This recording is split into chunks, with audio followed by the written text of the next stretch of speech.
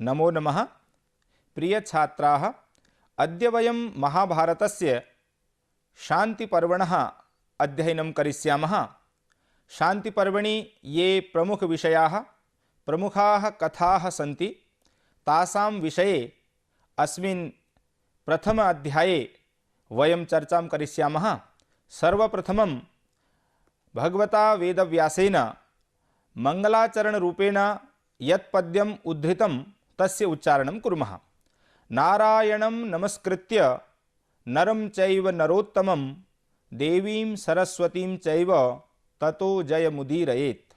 अर्थात नरोत्तमं नारायणं, नरं देवीं सरस्वतीं च नमस्कृत्य प्रणम्य जयं महाभारत नामकं ग्रन्थम् उदीरयेत् इति। छात्राः, अत्र अस्मिन् पद्ये जयमुदीरयेत् इति पदं समागतम्।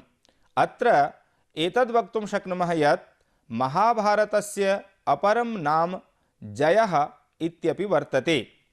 अस्य लेखनकार्यं भगवता गणेशेन सम्पादितम् इति जनाः ब्रुवन्ति। अत एव उच्यते व्यासविरचिता गणेशलिखिता महाभारते पुण्यकथा इति। अर्थात अस्याः महाभारतकथायाः लेखनकार्यं भगवता गणेशेन कृतमस्ति। अत्र शान्तिपर्वपरिचयः। छात्राः, शान्तिपर्वणि आहत्य 53 अध्यायाः सन्ति। आहत्य च श्लोकसङ्ख्या 66,812 अस्ति। सम्पादकः पंडित श्रीपादो दामोदरः सातवलेकरः। शान्तिपर्व भागद्वये प्रकाशितम् अस्ति। अस्मिन् शान्तिपर्वणि त्रयः उपभागाः सन्ति। तेषां त्रयाणाम् अपि उपभागानां नामानि इत्थं सन्ति। प्रथमं राजधर्मपर्व, द्वितीयम् आपद्धर्मपर्व, तृतीयं च मोक्षधर्मपर्व। एतेषां त्रयाणाम् अपि पर्वणाम् अत्र श्लोकसङ्ख्या अस्माभिः दीयते। राजधर्मपर्वणि 28,100 अध्यायाः सन्ति। येषु अध्यायेषु श्लोकसङ्ख्या च 12,500 अस्ति। आपद्धर्मपर्वणि 39 अध्यायाः सन्ति। तेषु 39 अध्यायेषु 60,500 श्लोकाः वर्तन्ते। एवमेव मोक्षधर्मपर्वणि 87,100 अध्यायाः सन्ति। तेषु च अध्यायेषु 94,760 श्लोकाः सन्ति। इत्थं शान्तिपर्वणः परिचयः समाप्यते। इदानीं वयं शान्तिपर्वणः तत्र कथानां प्रारम्भं कुर्मः। अत्र एवमस्ति, सर्वे ये पाण्डवाः तत्र वनवासक्रमे वनेषु भ्रमन्तः तत्र जलादिक्रियाः सम्पादयन्ति।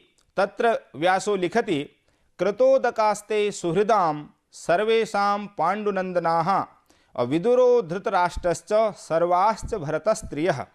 इत्थम् अत्र शान्तिपर्वणः प्रारम्भः भवति। तत्र युधिष्ठिरवैशम्पायनयोः संवादः प्रमुखतया वर्णितो वर्तते। तत्र युधिष्ठिरो वदति यत् विजितेयं मही कृत्स्ना कृष्णबाहुबलाश्रयात् और ब्राह्मणानां प्रसादेन भीमार्जुन बलेन च। वैशम्पायनः वदति, भो युधिष्ठिर, भवता भीम अर्जुनयोः साहाय्येन कृष्णस्य प्रसादेन च इयं समग्रापि धरित्री विजिता। अतः किं भवान् प्रसन्नः अस्ति?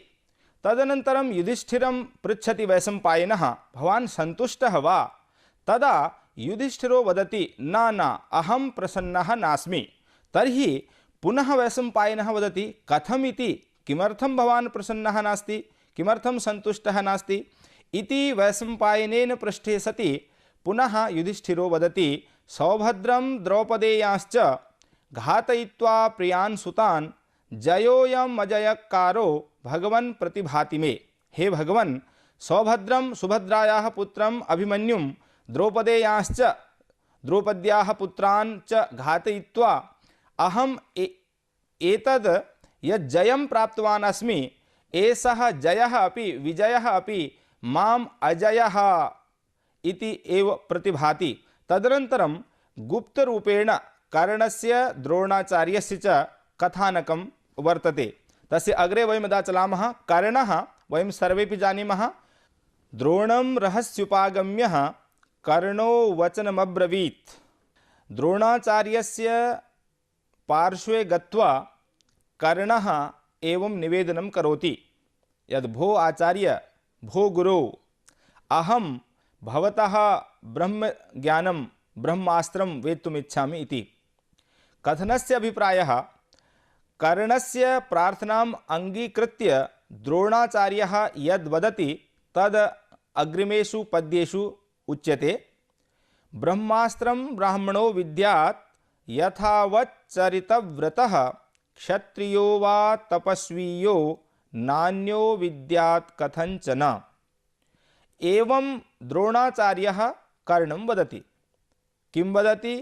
ब्रह्मास्त्रं ब्राह्मणो विद्यात्। ब्राह्मणः ज्ञातुं शक्नोति, अथवा क्षत्रियः, अथवा कश्चित् तपस्वी। एतान् त्रीन् अपि विहाय तदनन्तरम् अन्यः कोऽपि ब्रह्मास्त्रं वेत्तुं न शक्नोति इति। तदा एषः कर्णः वदति, कदाचित् द्रोणाचार्यः मां सूतपुत्रम् इति मन्यमानः एवं वदति। तदा सः वदति, यं सूतपुत्रं लोकोऽयं राधेयं च अमन्यत, स ज्येष्ठपुत्रः कुन्त्या वै भ्रातास्माकं च मातृजः। सः वदति, युधिष्ठिरः, एषः कर्णः यं जनाः सूतपुत्रम् अथवा राधेयं राधायाः पुत्रम् इति मन्यन्ते, वदन्ति च, सः कुन्त्याः ज्येष्ठपुत्रः अस्माकं मातृजः सहोदरः भ्राता एव अस्ति। एवं तदनन्तरम् अपि कर्णः यद् द्रोणाचार्यः कर्णं न शिक्षयति, तदा कर्णः पुनः परशुरामस्य पार्श्वे गच्छति। तदा कर्णः परशुरामस्य पार्श्वे गत्वा निवेदनं करोति, तथैव कर्णस्य बाहुवीर्येण प्रश्रयेण दमेन च तुतोष भृगुशार्दूलो गुरुशुश्रूषया तथा। यदा कर्णः परशुरामस्य पार्श्वे गत्वा निवेदयति, अहं भवतः ब्रह्मास्त्रं वेत्तुमिच्छामि, तदा परशुरामः कर्णस्य बाहुवीर्येण, शक्त्या अथ च दमेन, परिश्रमेण, गुरुशुश्रूषया, स्वस्य सेवया च बहु प्रसन्नः अभवत्, सन्तुष्टश्च अभवत्। सः उक्तवान्, अस्तु, अहं भवते ब्रह्मास्त्रस्य ज्ञानं प्रदास्यामि इति उक्ते सति कदाचित् सः तत्र वने एव विचरन् तत्र भ्रमति स्म। एकदा परशुरामः कर्णस्य जङ्घायां स्वशिरः संस्थाप्य निद्रामग्नो बभूव। यदा परशुरामः निद्रामग्नः जातः, तदा कश्चित् कीटः तत्र आगत्य कर्णस्य पादे दशनं करोति। तस्य वर्णनम् अत्र क्रियते अस्माभिः। सन्दस्यमानोऽपि तथा क्रमिणा तेन भारत गुरुप्रबोधशङ्की च तमुपेक्षत सूतज। सूतजः अर्थात् कर्णः। इदानीम् इतः परं यः कीटः परशु तत्र कर्णस्य पादे दशनं कृतवान्, तस्य कीटस्य शापमुक्तिकथा समायाति तत्र शान्तिपर्वणि। सः कीटः आसीत् कश्चन गृत्स नामकः राक्षसः। सः एकदा ऋषेः भृगोः पत्न्याः अपहरणं कृतवान्। तदा भृगुऋषिः क्रोधावेशेन तं गृत्स नामकं राक्षसं शशाप। सः उक्तवान् यत् भवान् इतः परं कीटः भविष्यति। तदा सः कीटः बहु चिन्तितः तत्र प्रणामाञ्जलिं कुर्वन् निवेदनं कृतवान् यद् भो ऋषे माम् इत्थं किमर्थं वदति। तदा भृगुऋषिः वदति, एतद् मम वचनं कोऽपि एतत् निवारयितुं न शक्नोति। कदाचित् अस्माकं वंशे भार्गवे वंशे कश्चिद् राम इति नाम्ना महापुरुषः अवतरणं करिष्यति। तस्य दर्शनात् एव भवान् शापमुक्तो भविष्यति इति इत्थमस्ति। भविता भार्गवे रामः इति माम् अब्रवीत् भृगुः अति दुःखमिदं मूढ़ न जातु ब्रह्मणः सहेत्। तो एवं सः कीटः तदा परशुरामं वदति। यदा परशुरामः जानाति यत् एषः कीटेन दष्टः तथापि मां न त्यक्तवान्, तस्य शंका तत्र समुत्पन्ना, कदाचित् एषः कश्चित् क्षत्रियस्तु नास्ति। तो सः वदति, भवान् अति दुःखं कथं सोढुं शक्तवान् इति। तो क्षत्रियस्यैव ते धैर्यं कामया सत्यमुच्यताम् अंतिम समये त्वं ब्रह्म विद्यां च विस्मरिष्यति। तो सः कर्णं वदति परशुरामः, भवान् यदि ब्राह्मणः अस्ति अथवा क्षत्रियः नास्ति तर्हि एतद् इत्थं दुःखं कथं सोढुं शक्तवान्। तो तस्य शंका जाता। स उक्तवान्, कीटः आगत्य माम् अदशत्, भवता निद्राभग्ना भविष्यति इति भयात् अहं तु सोढुं शक्तवान्। तो तदा सः उक्तवान्, अहं तु क्षत्रिय ब्राह्मण संगमेन समुत्पन्नः, तदा एव जनाः मां सूत इति वदन्ति, किन्तु अहं ब्राह्मणः अस्मि, कृपया मां शिक्षयतु इति।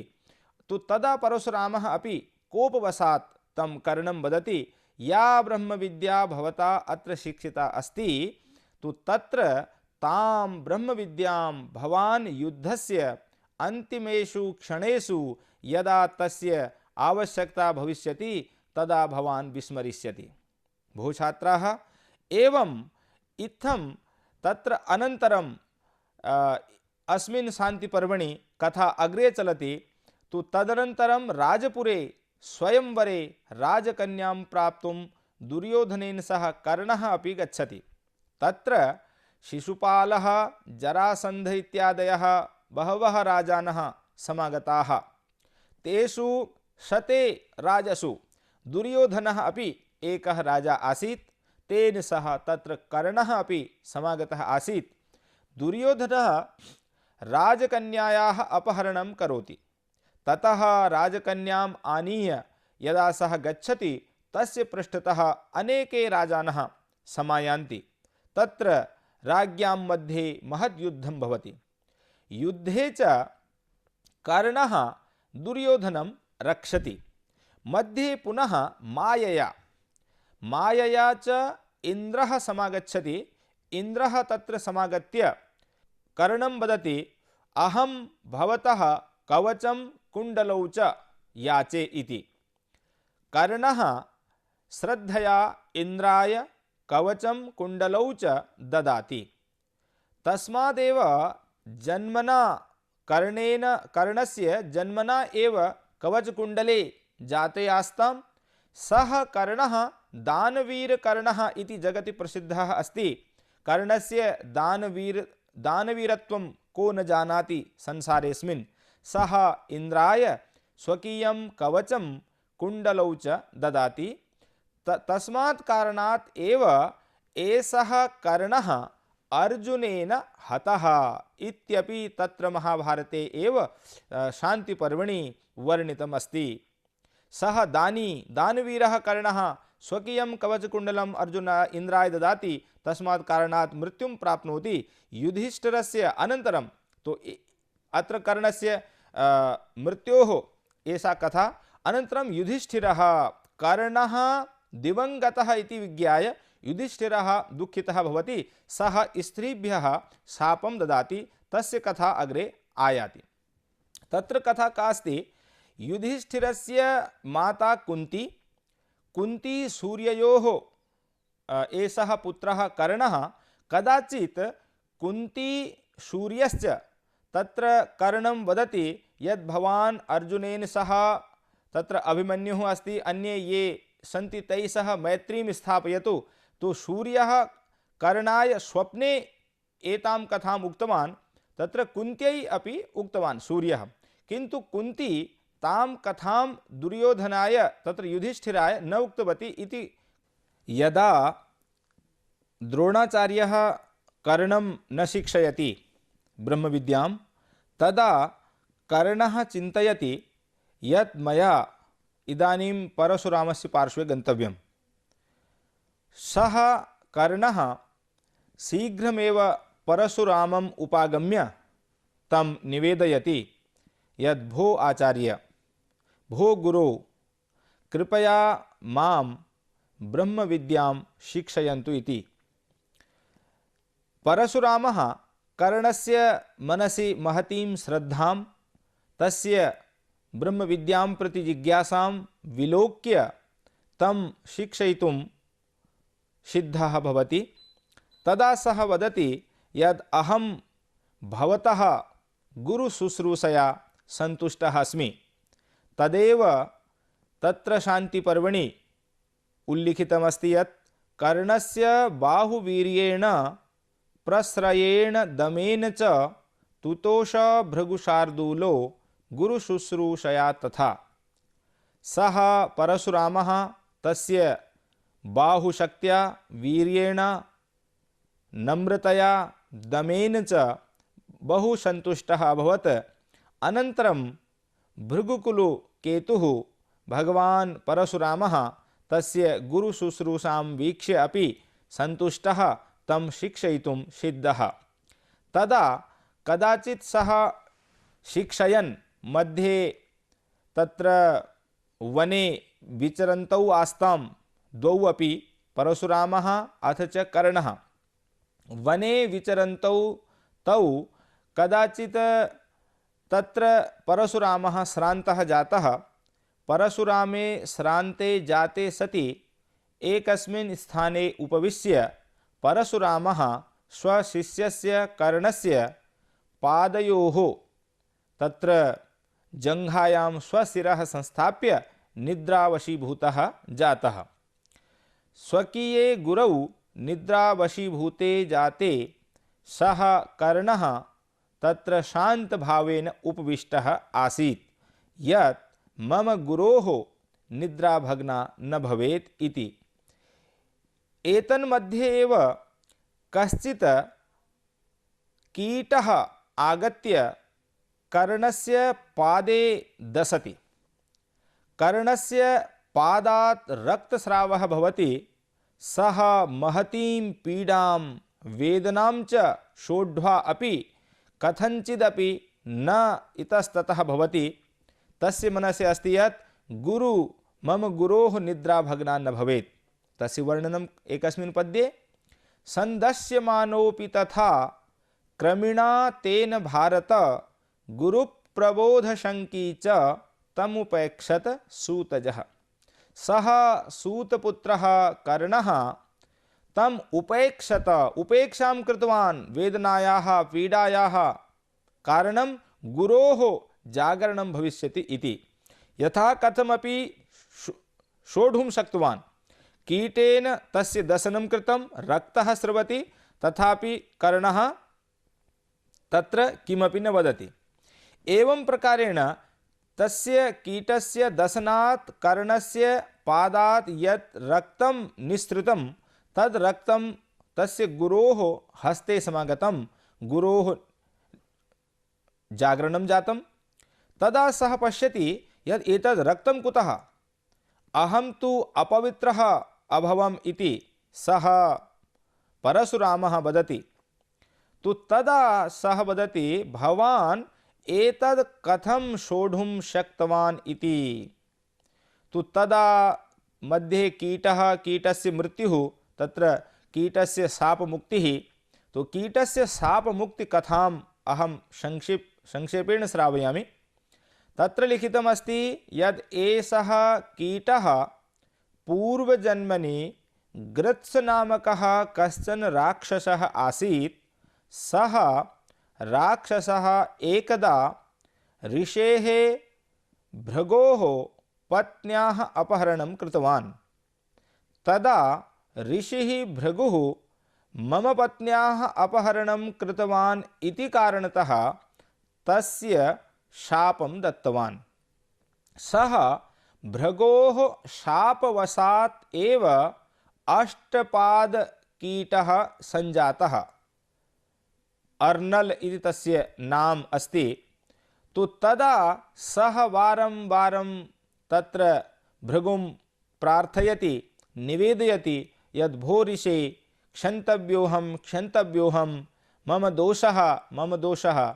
तदा भृगुः वदति मम वचनं निवारयितुं कोऽपि न शक्नोति, किन्तु तथापि यदि भवान् प्रार्थनां करोति तर्हि भवतः मुक्तिः एकेन एव भवितुमर्हति। यत् केन भवितुमर्हति? तो तदा सः वदति, तत्र लिखति व्यासः, भविता भार्गवे रामः इति माम् अब्रवीत् भृगुः। सः कीटः भवति, भो परशुराम महोदय, एषः भृगु ऋषिः एव मां तदानीम् उक्तवान् आसीत् यत् अस्माकं भृगुवंशे एव कश्चिद् रामः परशुरामः वा इति भविष्यति, अवतारं ग्रहीष्यति, तस्य दर्शनमात्रेण एव भवान् शापात् विमुक्तः भविष्यति। अतः भवतः मयि महती कृपा जाता यद् अद्य अहं तस्मात् शापात् विमुक्तः अस्मि। अति दुःखमिदं मूढः न जातु ब्रह्मणः सहेत्।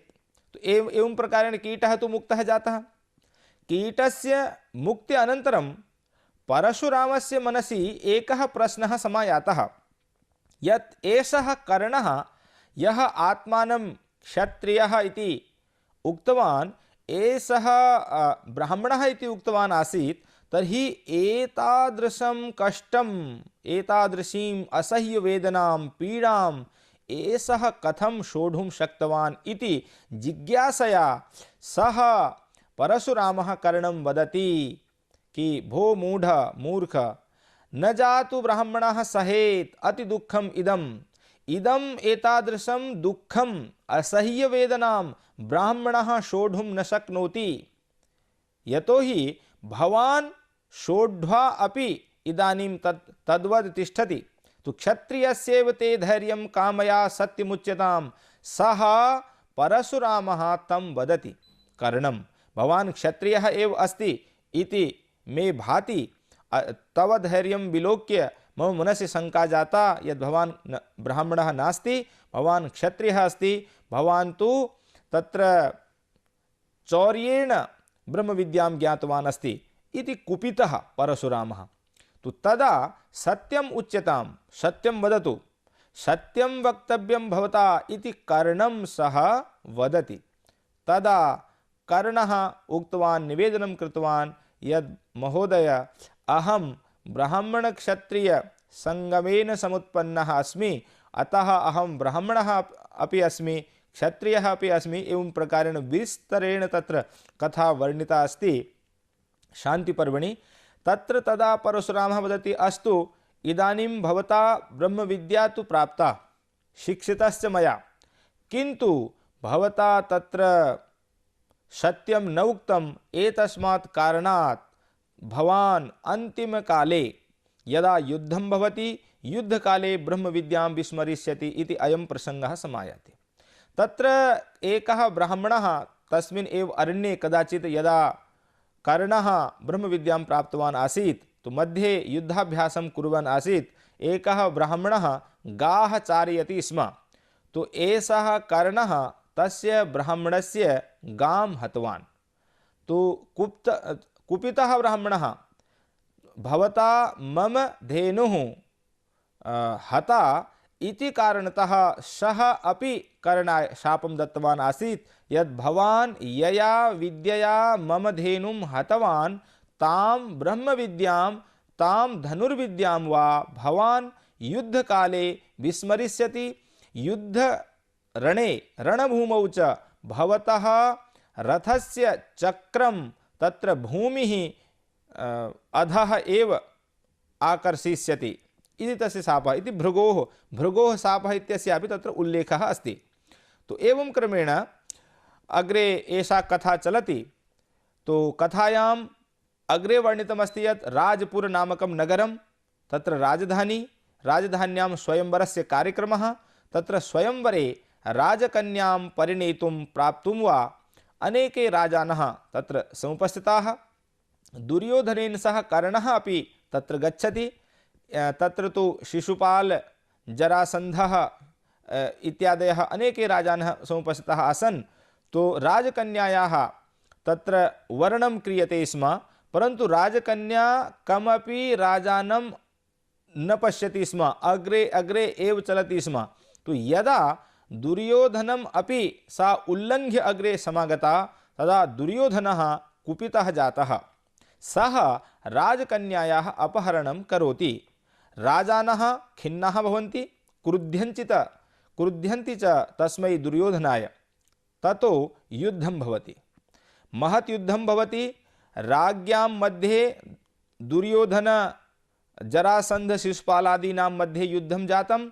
तस्मिन् युद्धे एषः कर्णः एव दुर्योधनस्य रक्षां करोति।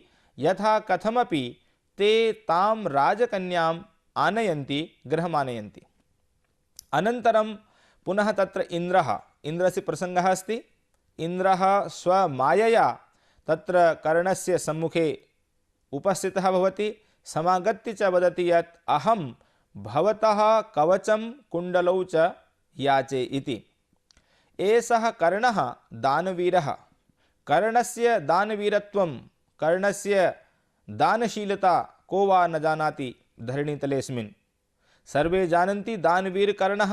सः स्वजन्मना समुत्पन्ने कुण्डले कवचं च इन्द्राय ददाति। अस्मिन् सन्दर्भे अहम् एतदपि वक्तुम् इच्छामि यत् ये छात्राः अस्मिन् सन्दर्भे इतोपि अधिकं कर्णस्य दानवीरता विषये ज्ञातुम् इच्छन्ति, तैः महाकवेः भासस्य कर्णभारम् इति नाटकम् अवश्यमेव पठितव्यं, द्रष्टव्यं, श्रोतव्यं च। तस्मिन् नाटके महाकविना भासेनापि अयमेव प्रसङ्गः सम्यक्तया वर्णितः, निरूपितश्च यद् कर्णस्य दानवीरता कथं जगति प्रसिद्धा। यतोहि इदं महाभारतम्, एतत् शान्तिपर्व अनेकेषां काव्यानाम्, अनेकेषां च नाटकानाम् उपजीव्यत्वेन तिष्ठति। महाभारतम् आश्रित्य महाकविना भासेन अनेकानि नाटकानि लिखितानि, येषु मध्यमव्यायोगः इत्यपि एकं प्रसिद्धं नाटकम् अस्ति। तस्मिन् नाटके अपि भीष्मस्य मध्यमपुत्रत्वेन बहु समीचीनः वर्णनः कृतः अस्ति। यदा कर्णः इन्द्राय कवचकुण्डले ददाति, तर्हि सः इदानीं सामान्यपुरुषः जातः। सामान्यपुरुषः जातः इति कारणतः स्वदानवीरत्वात् अर्जुनेन कर्णः हतः। अर्जुनेन यदा कर्णः हतः, तदनन्तरं पुनः एकं नवीनं कथानकम् आगच्छति, युधिष्ठिरस्य स्त्रीभ्यः शापः। अनन्तरं युधिष्ठिरः तत्र कर्णस्य मृत्युकारणात् बहु दुःखितः, शङ्कितश्च जातः। अनन्तरं सः यदा बहु कष्टम् अनुभवति स्म, तदनन्तरं तत्र कुन्ती इत्यादयः सर्वे तं मध्ये आगत्य प्रबोधयन्ति यत् भवान् सम्यक् राजा, उत्तमः, तर्हि किमर्थम् एवं निराशः अभवत्। तु तदा सः युधिष्ठिरः वदति, ततः पूर्वं कुन्ती युधिष्ठिरं वदति, अस्माभिः सूर्येण च भवतोः मध्ये मैत्रीं संस्थापयितुं बहु प्रयत्नः कृतः, किन्तु अन्तिमसमयपर्यन्तं सः कर्णः भवतः शत्रुः इति मया ज्ञातः। एतस्मात् कारणात् अहं सः अपि मम पुत्रः अस्ति इति वक्तुं न शक्तवती।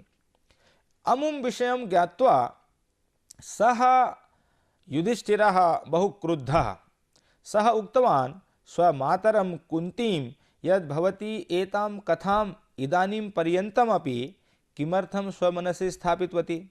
तदा सः क्रोधेन शशाप च महातेजाः सर्वलोकेषु च स्त्रियः न गुह्यं धारयिष्यन्ति इति दुःखसमन्विताः। दुर्योधनः वदति, इदानीं पर्यन्तं स्त्रीणां या शक्तिः गोपनीयवार्ताः स्वमनसि दीर्घकालं यावत् स्थापयन्ति स्म, तस्मात् कारणादेव मन्ये तत्र वर्णितमस्ति ये स्त्रियः दीर्घकालं यावत् स्वमनसि गुह्यं गोपनीयं किमपि वस्तु कामपि वार्तां न धारयिष्यन्ति इति सः दुर्योधनः शापं दत्तवान्। तो एवं प्रकारेण कथाः अग्रे चलन्ति। तदनन्तरं तत्र अग्रे लिखितमस्ति यद् धनञ्जय कृतं पापं कल्याणेनोपहन्यते त्यागवांश्च पुनः पापं नालं कर्तुमिति श्रुतिः। तत्र पुनः ते वदन्ति, हे धनञ्जय, पापं कृतं, ये जनाः पापं कुर्वन्ति ते उत्तमकार्याणि कृत्वा पापात् विमुक्ताः भवन्ति, कल्याणेन उपहन्यते। परन्तु त्यागवांश्च पुनः पापं, यः त्यागवान् पुरुषः, त्यागी पुरुषः, सः अनन्तरं पुनः पापं न करोति इति श्रुतिः। श्रुतिः नाम वेदेषु इति वर्णितमस्ति। उपर्युक्तं वचनमपि अर्जुनं प्रति युधिष्ठिरः एव कथितवान्। अनन्तरं ते परस्परं धर्माधर्मस्य, तत्र धर्मस्य धर्मकर्मणः चर्चां कुर्वन्ति। यद् किं किं कर्तव्यम् इदानीम् अस्माभिः, स्वभ्रातरः स्वसम्बन्धिनः केचन अपघातिताः, केचन निहताः, केतेषां तत्र अपकीर्तिः इति कारणतः मनसि दुःखिताः सन्ति। तो तदा अग्रे उल्लिखितं तत्र वेदव्यासेन अध्येतव्या त्रयीविद्या भवितव्यं विपश्चिता सर्वथा धनमाहार्यं यष्टव्यं चापि यत्नतः। तत्र अनन्तरं ते परस्परं चर्चयन्ति युधिष्ठिर इत्यादयः। तो तदा वैशम्पायनः मध्ये नारदस्यापि संवादः।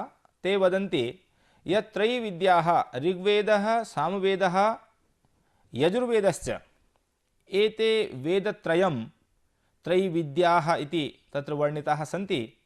एतेषाम् अध्ययनम् अवश्यमेव करणीयं जनेन। अथ च जनः विद्वान् भवेत्, भवितव्यं विपश्चिता। विपश्चित् पश्चिमः इति वदन्ति तत्र विज्ञाः। अथ च सर्वथा धनमाहार्यं, धनस्य सम्पादनं कृत्वा यष्टव्यं चापि यत्नतः, यष्टव्यं यज्ञ इत्यादीनाम् आयोजनं करणीयं। तेन पुण्यं भवति, पर्यावरणं च शुद्धं भवति इति अभिप्रायः। अनन्तरम् अग्रे कथयति अभिमानः न भवेत् कदाचित् अपि, निरभिमानी एव जनः पूज्यते लोकेऽस्मिन्। तो अभिमानकृतं कर्म नैतत् फलवद् उच्यते, त्यागयुक्तं महाराज सर्वमेव महाफलम्। अभिमानेन यत् कार्यं क्रियते तद् निखिलमपि कार्यं फलवत् न भवति, नैतत् फलवद् उच्यते। किन्तु त्यागयुक्तं महाराज, त्यागेन युक्तं यत्किमपि क्रियते तत् सर्वमपि महाफलं भवति, महत् फलदायकं भवति इति कथनस्य अभिप्रायः। द्वितीय भागे वयं शान्तिपर्वणि वर्णिताः तत्र विविध कथाः पठिष्यामः। तत्र प्रमुखतया अर्जुनेन यस्य दण्डविधानस्य वर्णनं तत्र कथितमस्ति। वेदव्यासेन दण्डस्य वैशिष्ट्यं, दण्डकारणात् एव प्रजाः तत्र मार्गे तिष्ठन्ति। तो दण्डस्य किं महत्त्वं, कथं दण्डः प्रजाः शास्ति इत्यस्मिन् विषये विस्तरेण चर्चयिष्यामः। भवेत् तावत् शुभं मङ्गलम्।